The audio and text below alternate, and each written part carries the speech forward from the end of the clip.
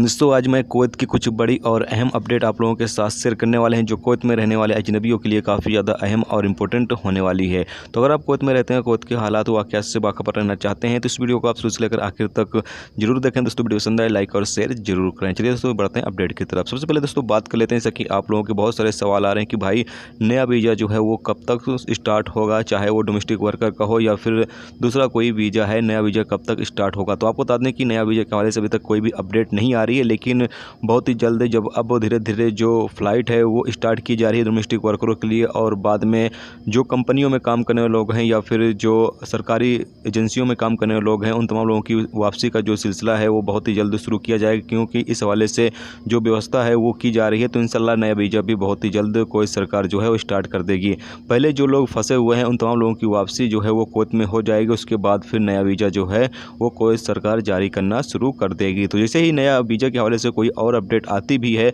तो हम इंशाल्लाह आप लोगों के साथ शेयर जरूर करेंगे, क्योंकि मेरे पास बहुत सारे कमेंट आते रहते हैं कि भाई नया वीज़ा जो है वो कब से स्टार्ट होगा। तो जैसे ही नया वीज़ा के हवाले से कोई अपडेट आती है इंशाल्लाह आप लोगों को अपडेट जरूर करेंगे।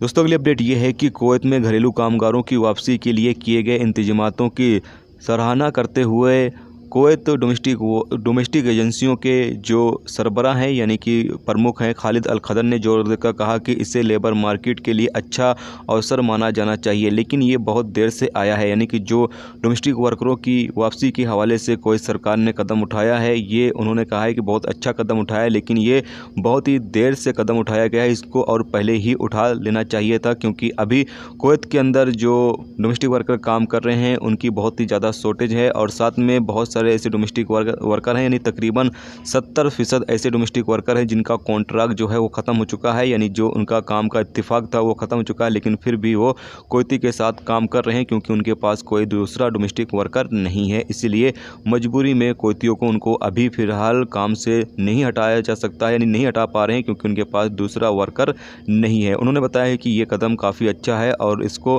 पहले ही कुवैत सरकार को उठा लेना चाहिए था।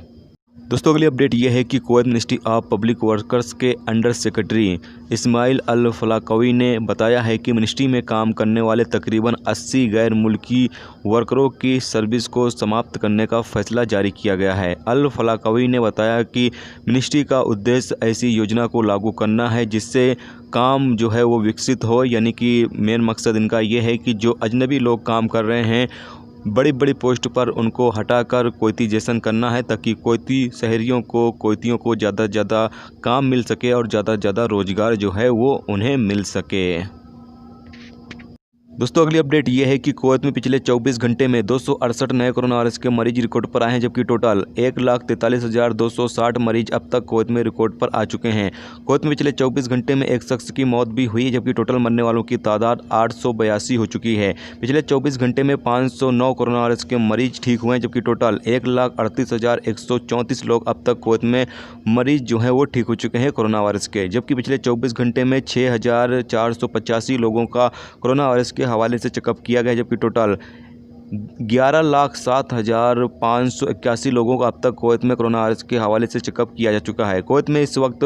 4,244 केस एक्टिव हैं जिनका इलाज चल रहा है, जबकि 89 केस ऐसे हैं जो ICU में हैं। तो अल्हम्दुलिल्लाह अभी कुवैत में जो कोरोना वायरस के केस हैं वो भी काफ़ी ज़्यादा कम हो चुके हैं, जबकि रिकवरी जो है वो भी अल्हम्दुलिल्लाह काफ़ी अच्छी होने लगी है।